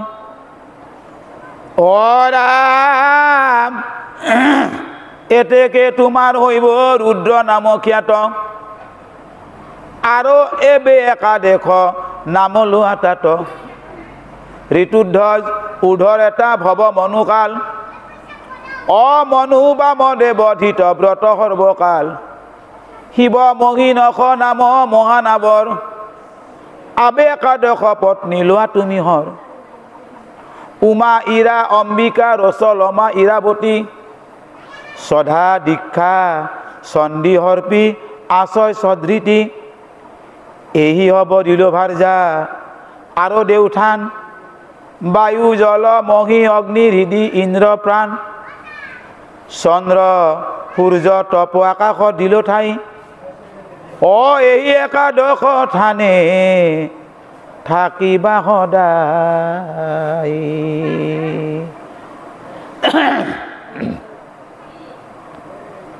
হে বাপু শুন, আবে তজু নাম থৌ শুনা মহাশয়। তোক মই নামটো শুন, প্ৰথমতে কওঁ শুন। তই যিহেতু জন্মে কান্দলি সৰু ছোৱালীৰ নিচিনা, তোৰ প্ৰথম নামটো কি হ'ব? ৰুদ্ৰ। এতিয়াকে তোমাৰ নাম হইব ৰুদ্ৰ নাম খ্যাত। তোমাৰ আৰু 11টা নাম হ'ব কৰ্ম অনুযায়ী। ঋতুধ্বজ উধৰ এটা ভৱ মনু কাল, বামদেৱ ধৃতব্ৰত সৰ্বকাল, শিৱ মহিনখ। আৰু তোৰ 11টা নাম লৈ 11টা পত্নী থাকব। উমা, ইৰা, অম্বিকা, ৰচলমা, ইৰাৱতী, সধা, দীক্ষা, চণ্ডী, সৰ্পী, সধৃতি। আটক স্থান ক'ত ক'ত দিলোঁ শুন। বায়ু, পানী, পৃথিৱী, অগ্নি, ইন্দ্ৰিয়, প্ৰাণ, সূৰ্য, চন্দ্ৰ, তপ, আকাশ। একাদশ স্থানত তোক স্থান দিলোঁ। এতিয়া তুমি হে পুত্ৰ, আবে তুমি এহি হব যুক্ত হুয়াতি, স্ৰজা বহু প্ৰজাগণ শৌকত যু খ্যাতি। কৃষ্ণৰ কিংকৰ মই জানা আজ্ঞাবৰ, বিলংগ নকৰি নানাবিধ সৃষ্টি কৰ। হেন যেবে আদেশ কৰিলা সৃষ্টি কৰে, এই ক বুলি বাক্য ধৰিলে কহৰে। বাপু যে মহাদেৱক ক'লা যে শুন, তই এথেন এই একাদশ স্থানত প্ৰজাবিলাক সৃষ্টি কৰ, আৰু ময়ো কৃষ্ণৰ কিংকৰ। হে ব্ৰহ্মাই কৈছে, মই কৃষ্ণৰ আজ্ঞামতে তোক সৃষ্টি কৰিলোঁ, আৰু তই পলম নকৰবি, তই সৃষ্টি কৰ। কিন্তু মহাদেৱে কি হ'ল, ব্ৰহ্মাই কোৱাৰ লগে লগে হ'ব পিতা। কিন্তু ব্ৰহ্মাক যেতিয়া নাৰায়ণে সৃষ্টি কৰলা, ব্ৰহ্মাই 10,000 বছৰ কি কৰিছিল? তপ কৰিছিল পদুম ফুলত বহি। কিন্তু মহাদেৱৰ কি হ'ল, তপ চপৰ ব্যৱস্থা নাই। আৰু কোৱাৰ লগে লগে কি কৰলা, তেখনে সৃজিলা নানাবিধ প্ৰজাশয়, আপুনি যে মনে প্ৰজা গণ সেহি নয়। ভূত প্ৰেত পিশাচ প্ৰচণ্ড মহাখল, সমস্তৰ গাঁৱে আছে অসংখ্যাত বল। কত হব নীল দেখি কত ৰক্ত গাঁও, সমস্তৰ উগ্ৰ তীব্ৰ দুৰ্জন স্বভাৱ। কত বহু পাও কত 3-4 ভৰি, চক্ষু প্ৰকাশ হয় ঘোৰ অগ্নি সূৰ্য হৰি। ৰুদ্ৰে সৃজিল অন্ত এহি মতে প্ৰজাশয়, চতুৰ্ভিত্তি বেৰি যেন জগত গিলয়। গতিকে যেনে বাপেক যেনে জন্মিয়ে কান্দছে, আৰু কোনো ভক্তি মাৰ্গ নাই, সৃষ্টি কৰা পুত্ৰবিলাক তেনেহেন হ'ল। আমি সেইকাৰণে আমাক বাৰে বাৰে কয়, আমি সৃষ্টি কৰাৰ আগতে আমি শৰণ ল'ব লাগে সেইকাৰণে বিয়াৰ আগতে শৰণটো দেই বা হয়তো কিবা কাৰণত বিয়া কৰলাক সন্তান জন্ম নোহোৱাৰ আগে আগে শৰণটো হ'ব লাগিব তেতিয়াহে সংস্কাৰ আহি যাব কিন্তু কি হ'ল যে মহাদেৱেও যিবিলাক সৃষ্টি কৰিলাক কি হ'ল ভূত প্ৰেত পিশাচ নহ'লে ভূত প্ৰেত পিশাচ প্ৰখণ্ড দুৰ্জন দানৱবিলাক জন্মিব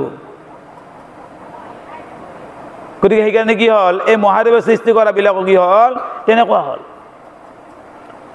কোনোবাই নীলা কোনোবাই ৰঙা কোনোবাই উগ্ৰ কাৰোবাৰ 3 হাত 4 ভৰি চকুবিলাক কিবা আৰে কি আহিল এইবিলাক ৰুদ্ৰে স্ৰজিলন্ত হিমন্ত প্ৰজাচয় যেন চাৰিওফালৰ পৰা জগতখন তাহোন যেন মানে গিলি ফেলব প্ৰচণ্ড চোৱাল একেবাৰে হেন সংখ্যাত জুথ দেখি সৃষ্টিকৰ চমকিত হুয়া বুলিল অন্তঃসৰতৰ শুনিয়ক হৰ আবে মোহৰ বচন ইহব প্ৰজাত কিছু নাই প্ৰয়োজন মহাদেৱক কলাক ব্ৰহ্মাই হে মহাদেৱ এইবিলাক কি সৃষ্টি কৰিলি মোক এইবিলাক প্ৰয়োজন নালাগে ইহব প্ৰজাত কিছু নাই প্ৰয়োজন কাৰণ দুৰ্জন লোকবিলাক আমাৰ দৰকাৰ নাই সমাজত ব্ৰহ্মাই কৈছে এইবিলাক নাই মোৰ দৰকাৰ নাই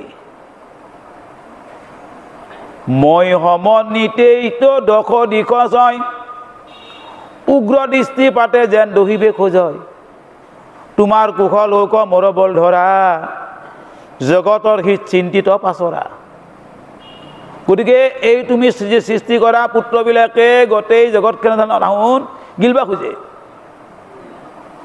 শুন তোক মই আশীৰ্বাদ কৰিছো তোৰ কুশল হওক তই এইবাৰ জগতৰ হিত চিন্তা কৰি তপ কৰ তাৰপাছত তই ইয়াৰ সৃষ্টি কৰিবি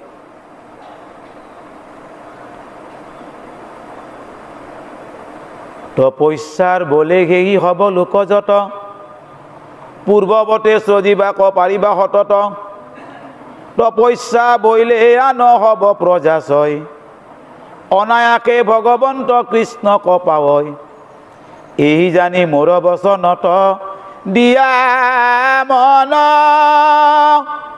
অ ৰাম কৃষ্ণত ভকতি ধৰি স্ৰজা প্ৰাণী গণ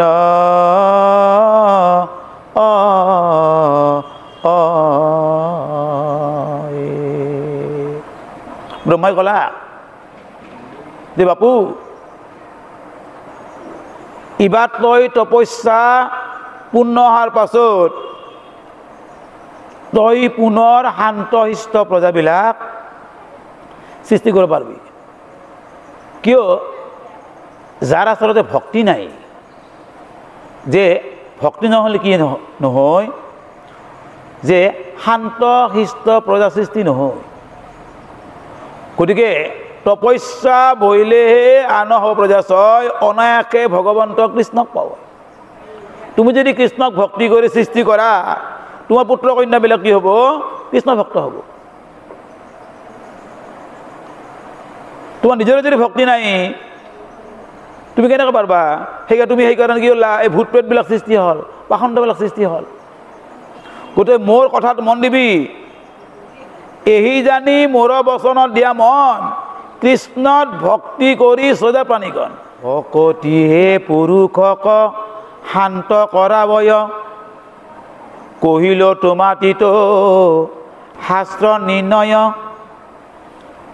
মৈত্ৰে বলন্ত শুনি অক মহামতি হেন গীত উপদেশ দিলা প্ৰজাপতি শুনি পশুপতি ভৈলা আনন্দ পাৰ প্ৰদক্ষিণে ব্ৰহ্মা কৰিলা নমস্কাৰ শিৰত লৈলন্ত তুলি চৰণৰ ধূলি অকৰিব তোমাৰ মই ৰাজ্য এহি বুলি ব্ৰহ্মাই কৈছে হে মহাদেৱ শুনা কৃষ্ণত ভক্তি কৰি সজা প্ৰাণীগণ তই কিন্তু প্ৰাণী সৃষ্টি কৰোঁতে এইবাৰ কৃষ্ণক ভক্তি কৰি সৃষ্টি কৰিবি। কিয়? কৃষ্ণৰ ভক্তিহে পুৰুষৰ মনবিলাক শান্ত হয়, অন্য ভক্তিৰে শান্ত নহয়। ব্ৰহ্মাই কৈছে কহিল তোমাৰ এইটো শাস্ত্ৰ নিৰ্ণয়, শাস্ত্ৰই কৈছে এইবিলাক কথা। যে হৰিভক্তিৰ বাহিৰে আমাৰ শান্ত কৰা ৰাস্তা একো নাই। আমি শান্ত শিষ্ট পুত্ৰ জন্ম দিয়া বা কন্যা জন্ম দিয়াৰ উপায় একো নাই হৰিভক্তিৰ বাহিৰে। প্ৰহ্লাদ, প্ৰহ্লাদৰ মাক কি আছিল? কয়াধু সতী, বাপেক দৈত্য। কিন্তু এই মায়াকৰ ভক্তিৰ কাৰণে কি হ'ল? প্ৰহ্লাদ মহন্ত হ'ল। মৈত্ৰীয়ে কৈছে হে বিদুৰ, এনেকুৱা হিত উপদেশ কাজিলাক ব্ৰহ্মাই মহাদেৱক দিলা। তেতিয়া মহাদেৱে পশুপতিয়ে শুনিব আনন্দ পালে। মোৰ ভুল হৈ গেল, হয়তো মই সৃষ্টি কৰা নহওঁ, প্ৰজাবিলাক ভূত প্ৰেত পিশাচ অসুৰ হ'ল। ব্ৰহ্মাক নমস্কাৰ কৰলা আৰু ব্ৰহ্মাৰ যে চৰণ ধৰি হৃদয়ত লৈ যে পিতা এইবাৰ মই তোমাৰ মতে তুমি যেনেকৈ কৈছা মই সেনেকৈ সৃষ্টি কৰিম। ব্ৰহ্মাৰ অনুজ্ঞা লৈয়া তপবনে গৈলা, দেখি বিধি পৰম আনন্দ মন ভুইলা, পুনু প্ৰজা শ্ৰজীবাক চিন্তিলা সাক্ষাৎ, শৰীৰৰ সন্দেদক পুত্ৰ ভৈলা জাত, নাৰদ অংগীৰা অত্ৰি পুলস্তি বশিষ্ঠ, দক্ষ ভৃগু মৰিষি পুলক তপনিষ্ঠ, ক্ৰুতুহমে হিদক তনয় জন্মিলা, মহাভাগৱত হবে তনয় হুহিলা, হবে বিষ্ণু তেজযুক্ত পৰমহমৰ্থ, ও ৰাম জীৱা স্থানে জীৱা জাত তাৰ শুনা অৰ্থ।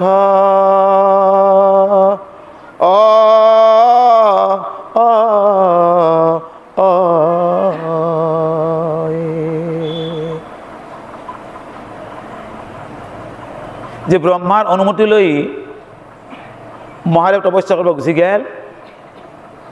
এতিয়া চাৰি সিদ্ধক তৈয়াৰ কৰা কাক সৃষ্টি কৰলা? মহাদেৱক। মহাদেৱক কৰিব কাক কৰলা? যে ব্ৰহ্মাই শৰীৰৰ পৰা 10টা পুত্ৰ জন্মিলাক আৰু সেইটো 5টা থাকিলে চাৰি সিদ্ধ আৰু মহাদেৱ, আৰু এই 10টাৰ পাছত আৰু বেলেগ কৰি হ'ল কায় কায়? নাৰদ, অংগীৰা, অত্ৰি, পুলস্তি, বশিষ্ঠ, দক্ষ, ভৃগু, মৰিষি, পুল আৰু হ'ল ক্ৰুতু। এই 10টা হ'ল পুত্ৰ আহোম বুলি সাক্ষাৎ একোটা মহাভাগৱত ঈশ্বৰ ভক্তিপৰায়ণ। চববিলাক কি? ভগৱন্তৰ বিষ্ণু ভক্ত সমৰ্থ। এতিয়া ব্ৰহ্মাইনো কাক ক'ৰ পৰা সৃষ্টি কৰলাক? পৰম বৈষ্ণৱ ঋষি নাৰদ প্ৰখ্যাত, হাতে বিনা ধৰি কলা সন্তে ভৈলা জাত। যে ব্ৰহ্মাৰ বোলে কলাৰ পৰা হাতত বিনা লৈ জন্মিলাক নাৰদ, মাথাত পিংগল জটা হবিয়াতি কয়, পৰম শ্ৰীমন্ত দেহা জলে স্বৰ্ণময়। আৰু বোলে নাৰদে ব্ৰহ্মাৰ পৰা আহোঁতে কি লৈ আহিছিল? হাতত বিনাটো লৈ আহিছিল, মাথাত জটা, শৰীৰটো বোলে ইমান সুন্দৰ যেন সোণাৰ নিচিনা, পৰম শ্ৰীমন্ত। শৰীৰটো আচলতে কোনোদিনা তাৰমানে ম্লান নহয়, চলি থাকে। আমাৰ দেহাবিলাক কি হয়? এথেনে কিবা এথেনে কিবা, কিন্তু নাৰদাহাৰ কোনোদিনাই কি নাই, মানে পৰিৱৰ্তন নাই, যেনে আৰু হেনে, জন্মৰ পৰাই যেনে হেনে। কোমল আঙুলি ছয় চালি বিনা বজাবই, গোপাল কৃপানলা মুখে উচ্চাৰয়, প্ৰেমৰ ভৰত বাক্য গদ গদ কৰে, আনন্দতে কত নেত্ৰৰ নীৰজৰে। এই মতে নাৰদ জন্মিলা আছে তথা, আনজৈত উপজিলা তাৰ শুনা কথা। আঙ্গুষ্ঠে জন্মিলা দৈক্য বশিষ্ঠ প্ৰাণত, হৰাম আঙ্গুষ্ঠে জন্মিলা দৈক্য বশিষ্ঠ প্ৰাণত। পুলহ নাভিত জাত অংগীৰা মুখত, কৰ্ণহন্তে পুলস্তি চালত ভৃগুৰিকী। কৰে ক্ৰুতু লোচনত অত্ৰি মহাযকী। মৰিচি বৈলন্ত মনহন্তে উতপতি, অভ্ৰুহন্তে ক্ৰোধ কাম জন্মিলা ৰিধিতি। তলৌথ হন্তে লোভ মুখে বাক্য ছয়, লিংগৰ দ্বাৰে সপ্ত হিন্দু ভৈলে কৌদয়। ছায়াহন্তে জন্মিলা কৰ্দম মহামতী, অকপিল গোসাঁই পিতৃ দেৱহূতি পতি।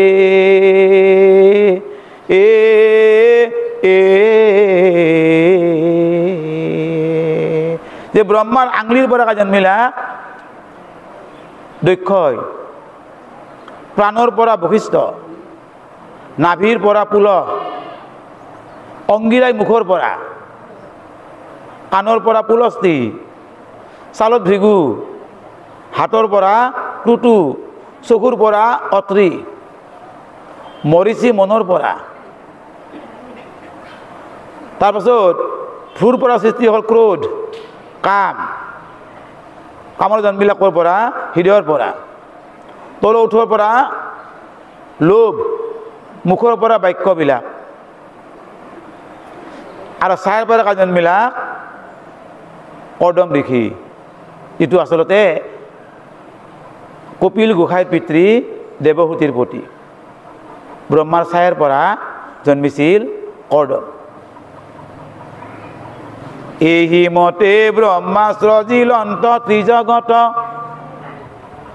কত হবে মনে প্ৰজা কত দেহত। আবে শুনা ভিন্ন দেহ সৃজিল অন্ত যত, আবে কহ দেহ ত্যাগ প্ৰকাৰৰ মত। হে বিদুৰ, মৈত্ৰীয়ে কৈছে এনেদৰে ব্ৰহ্মাই সৃষ্টি কৰলা প্ৰজাপতিবিলাকক, কাৰোবাক মনেৰি, কাৰোবাক দেহাইৰি। এতিয়া যে ব্ৰহ্মাৰ আৰু ভিন্ন দেহা তৈৰি, যে ব্ৰহ্মাই আৰু কি হ'ল পৰিত্যাগ কৰিব লগা হ'ল। গতিকে এই দেহ ত্যাগ কৰাৰ কাৰণটো শুনা। আবেকহ দেহ ত্যাগ প্ৰকাৰৰ মত, যে ভুল করলি ব্রহ্মারও শাস্তি আছে। জীবনা করে ব্রহ্মায় যদি ভুল করলা, ভুল করে কি হব লগা হল, সেই দেহাটো এরব লগা হল। কেতিয়া উপজাইলা বিধি সৰস্বতী নামে কন্যা,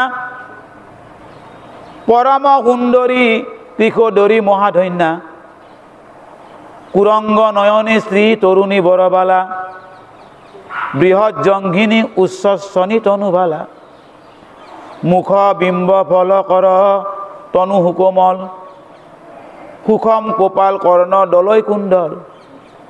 সৰ্বাংগ সুন্দৰ দিবে নাহি কেউ পাম, দেখিয়া ব্ৰহ্মাৰ মনে উপজিলা কাম। যেটা ব্ৰহ্মায় আশ্ৰিত কৰলা সৰস্বতী, সৰস্বতী নামক কন্যা এগৰাকী সৃষ্টি কৰলা। সৰস্বতী ইমান সুন্দৰী আছিল, ইমান ৰূপ লাবণ্য, চকুজুৰি বা শরীরের যিবিলাক অঙ্গ প্রত্যঙ্গবিলাক ইমান ধুনিয়া, সর্বাঙ্গ সুন্দর, যাক মানে তুলনা দিবা জাগা নাই। ব্রহ্মাই তো জীবয়ে, আর ব্রহ্মাই দেখি ব্রহ্মাই কি হল মোহিত হয়ে গেল, যে সরস্বতী রূপ দেখি সৃষ্টিকর্তা ব্রহ্মাই মোহিত হয়ে গেল। কাম্পে সৰ্ব গাঁও কৰ্ম বহি যায় গোটে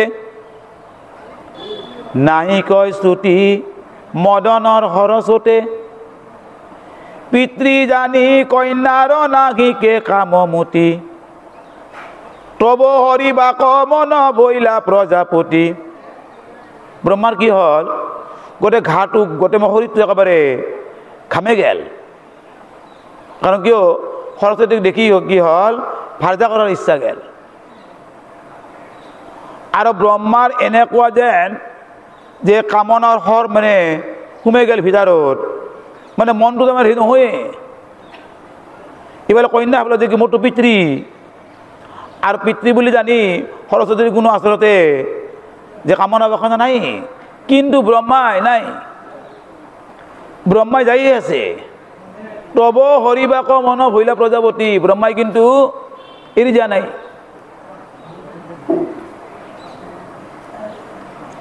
কিন্তু ব্ৰহ্মাৰ এনেকুৱা আচৰণ দেখি এই পুত্ৰক এটা সৃষ্টি যে কৰিছিল ব্ৰহ্মাই মৰিষি প্ৰমুখে ঋষি চাহিয়া ছয় দেখে ব্ৰহ্মা অধৰ্মক মতি কৰিল পিতৃ কাৰ্যক দেখি নহহিল মন বিনয় কৰিয় হবে বুলিলা বচন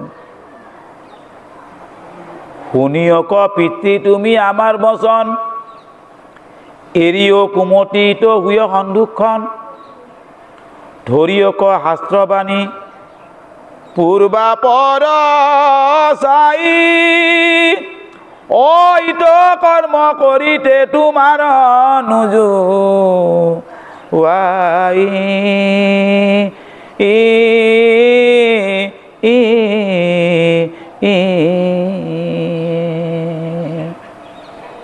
বাপেকে এনেকুৱা বেয়া কাম কৰা দেখি পুতেকতে ভয় লাগছে মৰিষি মোৰ প্ৰমুখ্য পুত্ৰসকলে কৈছে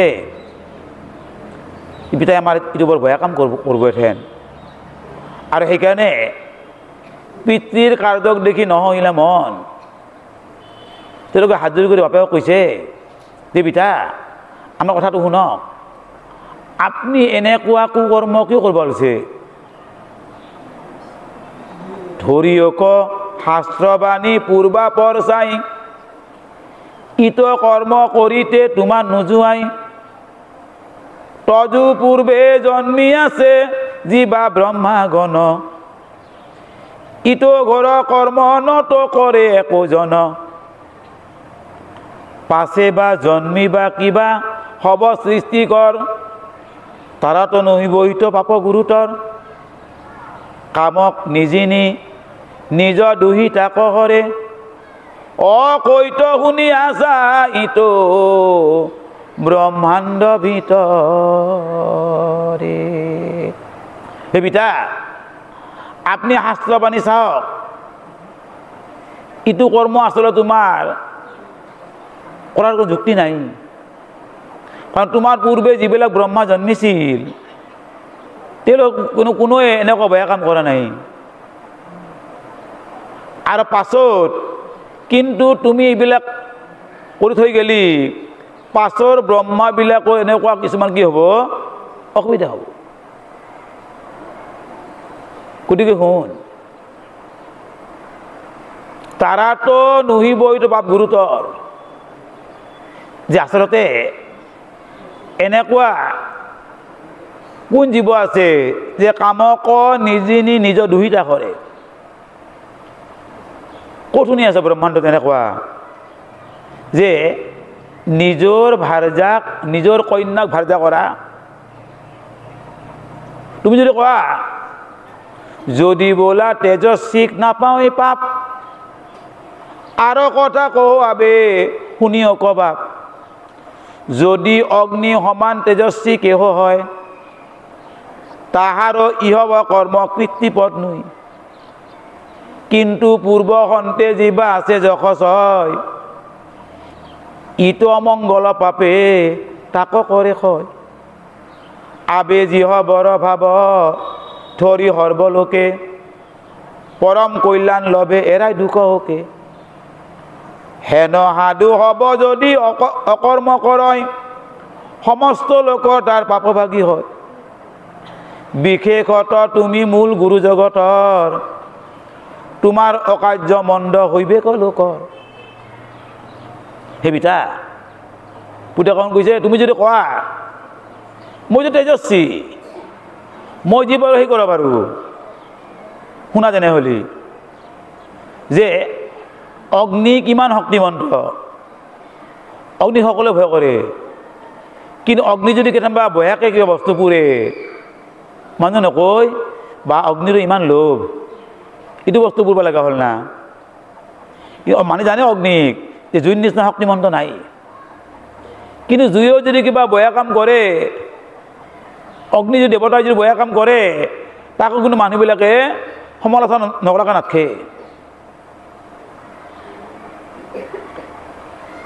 শুনা যে কিন্তু পূৰ্ব সন্তে যিবা আছে যশস্বয়, একজন মহা আচলতে কীৰ্তিবোধ থকা লোক,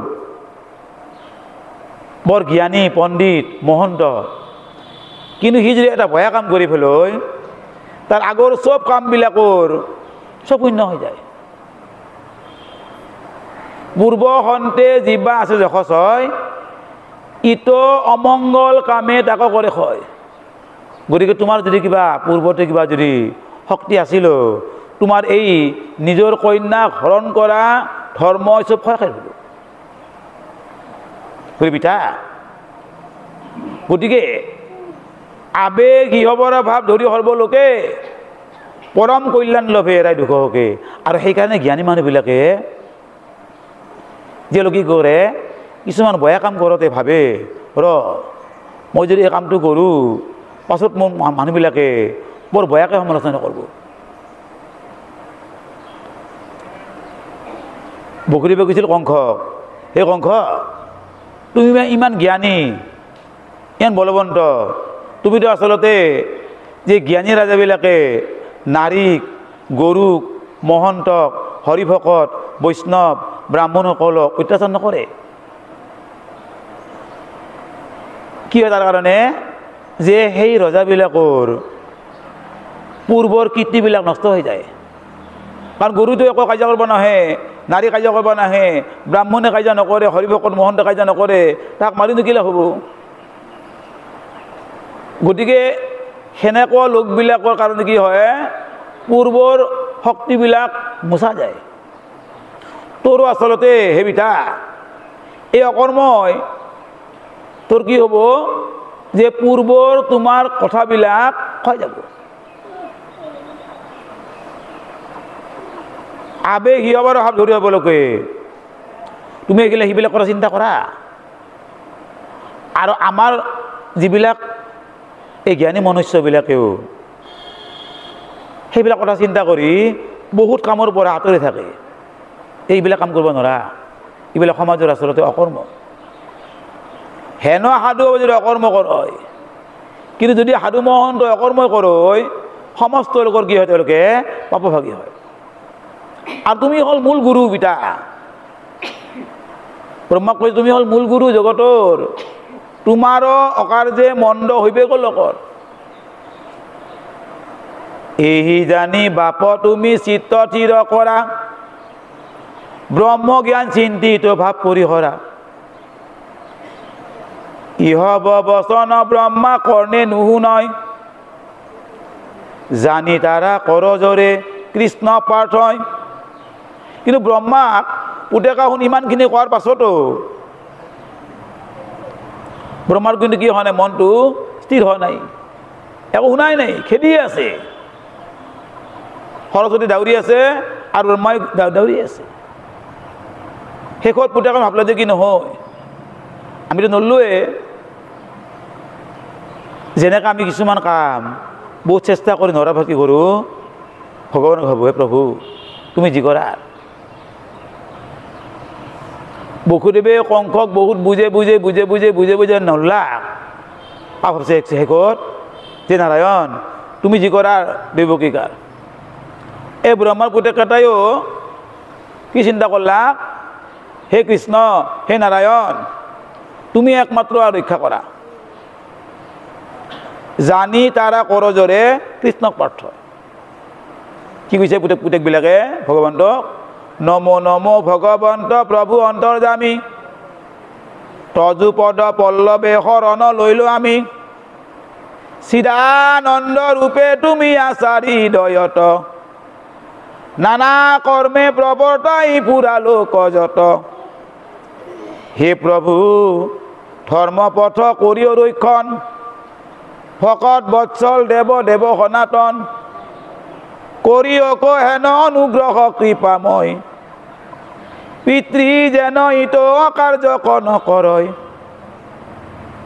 তোমাৰ এই নিজ দাস এই সৃষ্টি কৰ ৰাখিও পাপত হন্তে বাপ গদাধৰ তুমি বিনে আমাৰ গতি নাই আন ইত ধৰ্ম সংকটত কৰা পৰিত্ৰাণ বদতি মৈত্ৰেয় শুনা ব্যাসৰ নন্দন এই মতে ঋষি হবে কৰন্ত প্ৰাৰ্থন পাছে বিধি আগত দেখিয়া পুত্ৰগণ অলাজ হুয়া বিষ্ণু স্মৰি ভৈলা সন্দুখ পুতেক আহুন মৰিছে আহুন ভাবছে হে ভগৱন্ত প্ৰভু হে নাৰায়ণ আমি তোমাৰ তাতে শৰণ লৈছোঁ তুমি বোলে চিদানন্দ ৰূপে আমাৰ প্ৰত্যেকৰ লগতে আছা হৃদয়ত নানা কৰ্ম প্ৰৱৰ্তাই তুমি ফুৰা লোক আমাক যে আচলতে কুকৰ্ম সুকৰ্ম বোলে তুমিয়ে কৰে ফুৰা গতিকে হে প্ৰভু পিতাক ৰক্ষা কৰা একবাৰৰ কাৰণে তুমি আচলতে ধৰ্মৰ পথটো ৰক্ষা কৰা হে ভকত বৎসল হে দেৱ সনাতন কৰিয়ক হেন অনুগ্ৰহ কৃপাময় পিতৃ যেন ইটো কাৰ্য নকৰ যাতে পিতাই ইটো অকাৰ্যটো যাতে কৰিব নোৱাৰে কাৰণ তোমাৰ নিজ দাস এই সৃষ্টিকৰ ব্ৰহ্মা গতিকে তুমি এই ব্ৰহ্মাক মহৎ পাপৰ পৰা ৰক্ষা কৰা তোমাৰ বাহিৰে আমাৰ কোনো আচলতে গতি নাই এই ধৰ্ম সংকটত যে তোমাৰ বাহিৰে আমাৰ পিতাক ৰক্ষা কৰা কায়ো নাই এইবুলি পুত্ৰসকলে কৃষ্ণৰ চৰণ আশ্ৰয় লৈ কৃষ্ণ ভক্তি কৰিছে তেওঁলোকে নিজে চেষ্টা কৰিছিল বহুতবাৰ চেষ্টা কৰি নৰে কি কৰিছিল কৃষ্ণক ভাবছে আমিও সেইকাৰণে আমাৰ যেতিয়া ধৰ্ম সংকট আহে বিপদ আহে একমাত্ৰ কৃষ্ণক স্মৰণ কৰিব কৈছে তুমি প্ৰভু একমাত্ৰ তোমাৰ বাহিৰে কায়ো নাই আমাৰ এনেদৰে মৈত্ৰী বিদুৰক কৈছে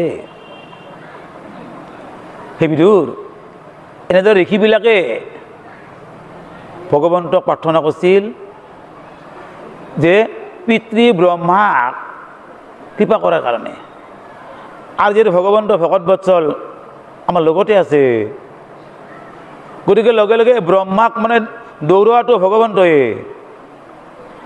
যেনেকৈ মহাদেৱে আছিল উলংগ হৈ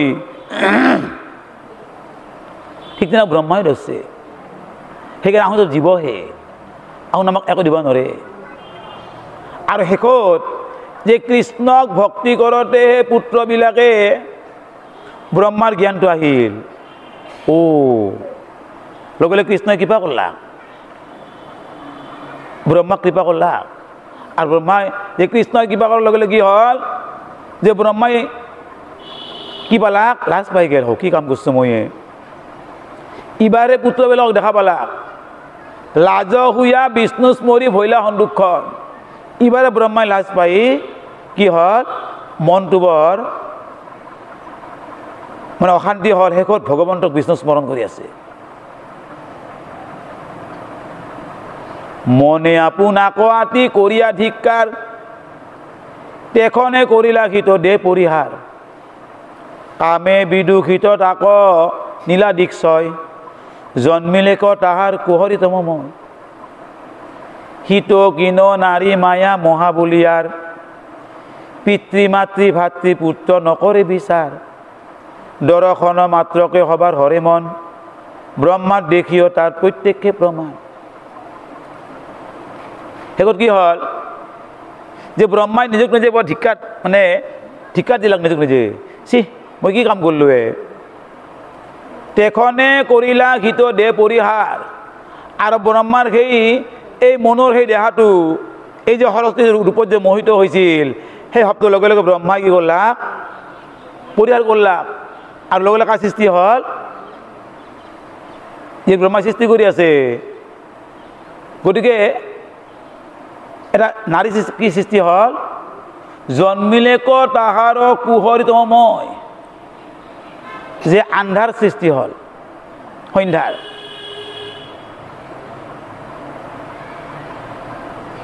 যে কামে বিদুষিত দেখো নীলা দিশছ জন্মিলেক তাহাঁত কুহৰিতময় এই চাৰি হৃদয় যেতিয়া খং কথা নুশুনলাক ব্ৰহ্মাৰ খং উঠাৰ সৃষ্টি হৈছিল মহাদেৱ আৰু এই সৰস্বতীৰ ৰূপত মোহিত যে ব্ৰহ্মাই দাউৰি আছিল আৰু পুতেক আহাৰ ভক্তি যেতিয়া হেৰি হ'ল ব্ৰহ্মাৰ জ্ঞানটো অহাৰ লগে লগে ব্ৰহ্মা কিবাৰ সেই মনৰ সেই ভাৱটো ত্যাগ কৰাৰ লগে লগে সৃষ্টি হ'ল সন্ধ্যাৰ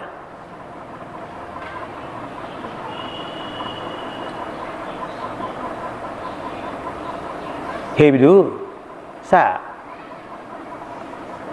যে ইটো কিনো নারী মায়া মহাবলিয়ার পিতৃ মাতৃ ভাতৃ পুত্র নকরে বিচার দর্শন মাত্রকে হবার হরে মন ব্রহ্মার দেখিওর প্রত্যেকে প্রমাণ গতিকে চা এই নারী মায়াটো কি বস্তু পিতৃ মাতৃ ভাতৃ পুত্র নকরে বিচার দর্শন মাত্রকে হবার হরে মন গতিকে চা যে ব্ৰহ্মাৰ নিচিনা লোক মনে ৰাখ যে ব্ৰহ্মাৰ নিচিনা লোক যে ব্ৰহ্মাটো দেখি আৰু প্ৰত্যক্ষ প্ৰমাণ